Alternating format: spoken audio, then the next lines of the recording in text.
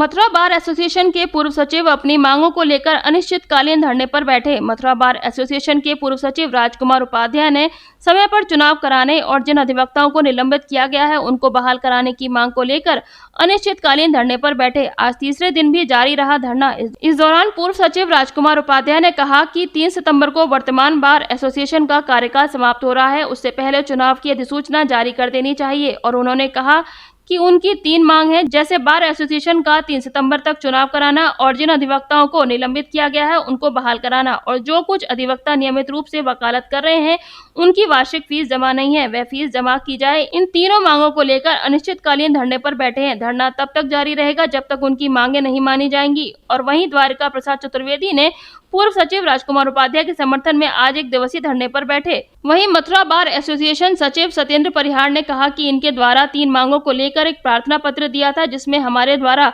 Elder committee का गठन किया गया है, जिसमें एल्डर कमेटी के पास 3 मांग पत्र को भेज दिया है। अब इसका निर्णय एल्डर कमेटी ही करेगी, जो निर्देश देंगे उसका पालन किया जाएगा। उसके बाद जनरल हाउस में भी इस मैटर को रखा जाएगा। लेकिन मथुरा बार एसोसिएशन सचिव सत्येंद्र परिहार ने कहा कि 3 सितंबर को चुनाव नहीं करा पाएंगे और बार एसोसिएशन का चुनाव हाईकोर्ट के आदेशों के चलते ये चुनाव दिसंबर में ही होना है।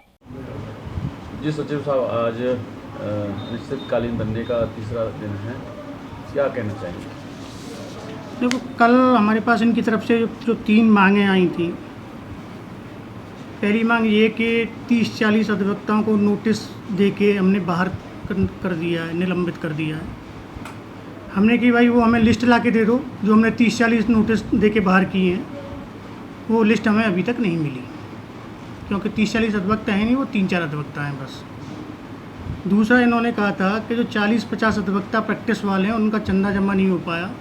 हमने उसके लिए भी कही कि वो लिस्ट हमें दे दो, अगर एक्चुअल में ऐसे कोई अधिवक्ता हैं जो प्रैक्टिस वाले हैं तो निश्चित तौर पर उनके चंदा जमा किया जाएगा, लेकिन वो लिस्ट भी इन्होंने अभी तक हमें नहीं दी। तीसरी मांग थी कि 3 तारीख को चुनाव कराया जाए। इस पर हमने बिल्कुल मना कर दिया, 3 तारीख को हम बिल्कुल चुनाव नहीं कराएंगे। हमने अपने यहाँ एल्डर कमेटी जो गठित की थी उनके पास मैटर को पूरे को भेज दिया है। ऑनरेबल हाई कोर्ट और बार काउंसिल के प्रस्ताव को लगा के भेजा है, उनसे राय मांगी है। जैसा उनका निर्देश होगा उसके बाद हमारे पास जनरल हाउस है, जनरल हाउस के उसमें कराएंगे, लेकिन हम 3 तारीख को चुनाव नहीं कराएंगे। हम हाई कोर्ट के किसी भी आदेश की अवहेलना नहीं करेंगे, बार काउंसिल के आदेश की अवहेलना नहीं करेंगे। जो आपने कमेटी गठित की है ये कब तक मतलब अपना निर्णय देगी? आज कमेटी के पास सिर्फ प्रपत्र ये भेजे गए हैं, अध्यक्ष जी से सलाह मशवरा करके इस पर हम कल या परसों में ही उनकी मीटिंग कॉल करके डिसीजन करवा देंगे। तो ये इस तरह से धरना चलता रहेगा? इसके लिए हमने जनपद न्यायाधीश महोदय, एसएसपी महोदय और जिलाधिकारी महोदय को भी पत्राचार किया, उन्हें इस स्थिति से अवगत कराया है कि इस तरह की पोजीशन है। और ये अधिकारी भी अपने स्तर से कार्रवाई करेंगे, हमारे स्तर पर जो बन सकता है हम करेंगे, लेकिन हम ऑनरेबल हाई कोर्ट और बार काउंसिल के आदेश की अवहेलना हम नहीं करेंगे। बार में क्या नाम है आपका? मेरा नाम द्वारका प्रसाद चतुर्वेदी। तो आज आप एक दिन के अमरनाथन पर बैठे जी, क्या कहना चाहेंगे? मैं श्री राजकुमार उपाध्याय जी के समर्थन में बैठा हुआ हूँ। कल से मेरी आत्माएं मुझे कचोट रही थी कि एक हमारा आदमी अकेला बैठा हुआ है और उनका सहयोग नहीं कर रहे हैं। आज मैंने ये निर्णय लिया है कि मैं इनके साथ पूरे दिन बैठूँगा, और अगर आगे चल कर के ज़रूरत पड़ी तो मैं यहाँ आत्मदाह भी करूँगा बार के सामने, इसमें मैं कतई नहीं छूटूँगा। तो इसी सपोर्ट में आज बैठे हैं जी। बार एसोसिएशन हमारा एक परिवार है और उस परिवार को संचालित करने के लिए एक प्रजातांत्रिक तरीका है।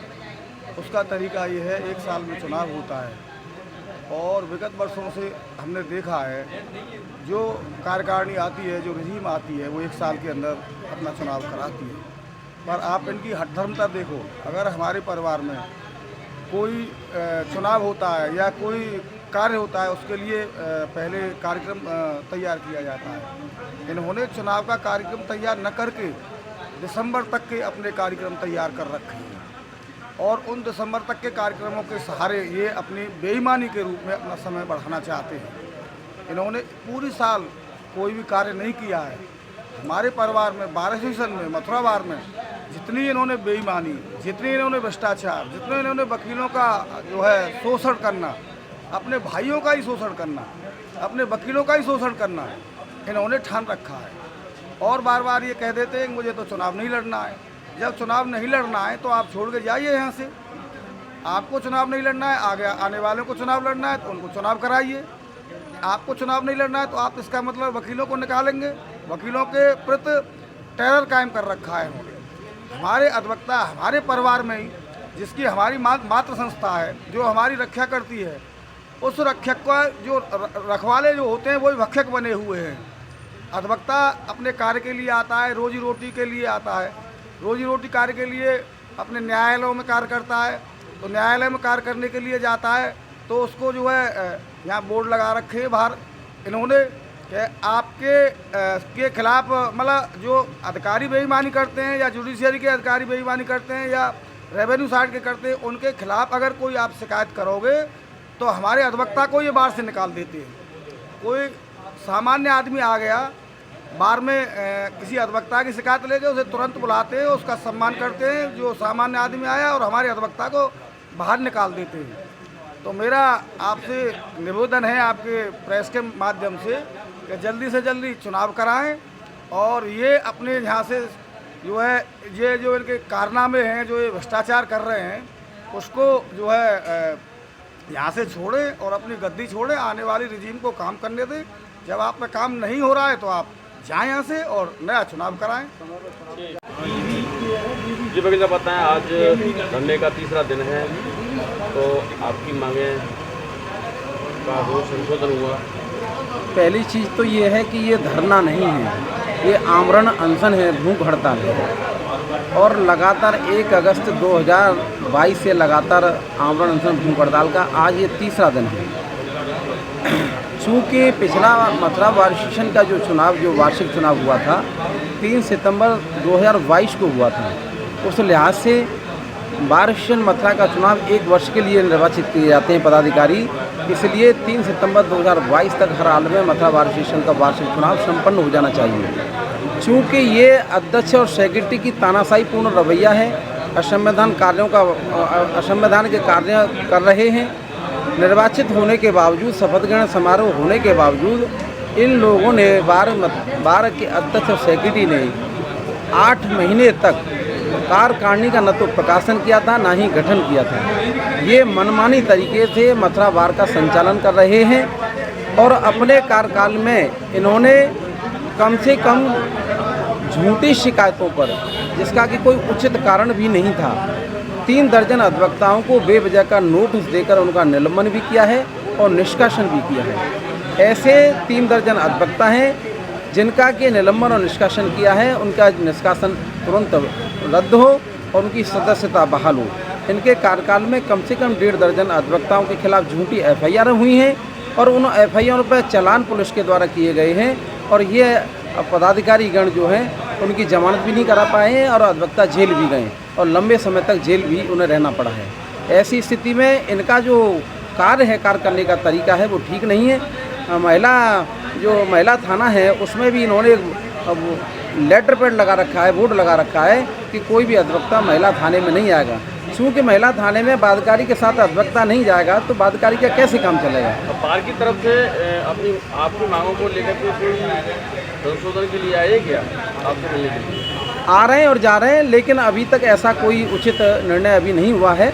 और मैं आपसे फिर कहना चाहता हूँ, जहाँ पर अभी बात कर रहा था, क्योंकि अधिवक्ताओं से परेशानी क्या होती है? परेशानी ये होती है, अधिवक्ता किसी बाध्यकारी के साथ महिला थाने जाते हैं तो महिला थाने में जो पुलिस अधिकारी हैं उनको अनैतिक कार्य करने में अधिवक्ता की वैसे परेशानी होती है, तो अधिवक्ता को पसंद नहीं कर पाते हैं और उन पुलिस वालों को हमारे अध्यक्ष सेक्रेटरी मदद करते हैं। वहाँ पे इन्होंने एक बोर्ड लगा रखा है कि बार का कोई भी अधिवक्ता यहाँ महिला थाने नहीं आएगा। इनके कार्य प्रणाली जो अच्छी नहीं है, उसी से तंग और परेशान होकर के हम इनके सामने अपनी 3 मांगों को लेकर के भूख हड़ताल पर दिनांक 1/8/2022 से बैठे हुए हैं। हमारी 3 मांग ये हैं कि 3 सितंबर 2022 तक मथुरा बार सेशन का वार्षिक चुनाव संपन्न कराया जाए। दूसरी मांग हमारी ये है कि आपके कार्यकाल में, अध्यक्ष सेक्रेटरी के कार्यकाल में, जो 3 दर्जन अधिवक्ताओं को इन्होंने बिना उचित कारण के नोटिस देकर के निलंबन और निष्कासन किया है, ऐसे 3 दर्जन अधिवक्ता हैं, उनका निलंबन निष्कासन तुरंत रद्द हो और उनकी सदस्यता बहाल हो। तीसरा हमारा इनसे मांग ये है कि जो प्रैक्टिशनर अधिवक्ता हैं लगभग 25-50 ऐसे अधिवक्ता हैं जिनकी इन्होंने 2 स्पष्ट फीस जमा नहीं की है, उनकी अविलंब फीस जमा की जाए। जब तक हमारी ये तीनों मांगें नहीं मानी जाएंगी, हम भूख हड़ताल को समाप्त नहीं करेंगे। अधिवक्ता हित की लड़ाई लड़ रहे हैं और कोई भी अधिवक्ता आगे आता है तो उसको ये नोटिस देते हैं तो अधिवक्ताओं के अंदर भय व्याप्त है, इनसे डरे हुए हैं। ऐसी स्थिति में जब तक ये मांगों का पूरी तरह से पालन नहीं करेंगे, हम अपने भूख हड़ताल आमरण अनशन को समाप्त नहीं करेंगे। एक विशाल सेल का होने जा रहा है आयोजन, वधू सूट एंड साड़ी। जी हाँ, जहाँ लगने जा रहा है एक सेल मेला, जहाँ आपको मिलेंगे अप टू 50% ऑफ। है ना मजेदार? 5000 की शॉपिंग पर 1000 की शॉपिंग फ्री, 8000 की शॉपिंग पर 2000 की शॉपिंग फ्री, 10000 की शॉपिंग पर 4000 की शॉपिंग फ्री, 15000 की शॉपिंग पर 7000 की शॉपिंग फ्री और 20000 की शॉपिंग पर 10000 की शॉपिंग फ्री। इतना ही नहीं, और भी बेहतरीन ऑफर्स के साथ वधू सूट साड़ी लगाने जा रहा है एक विशाल सेल। तो आज ही आए वधू सूट एंड साड़ी और उठाएं मजेदार ऑफर्स का फायदा। वधू सूट एंड साड़ी, सब्जी मंडी, कृष्णा नगर, मथुरा।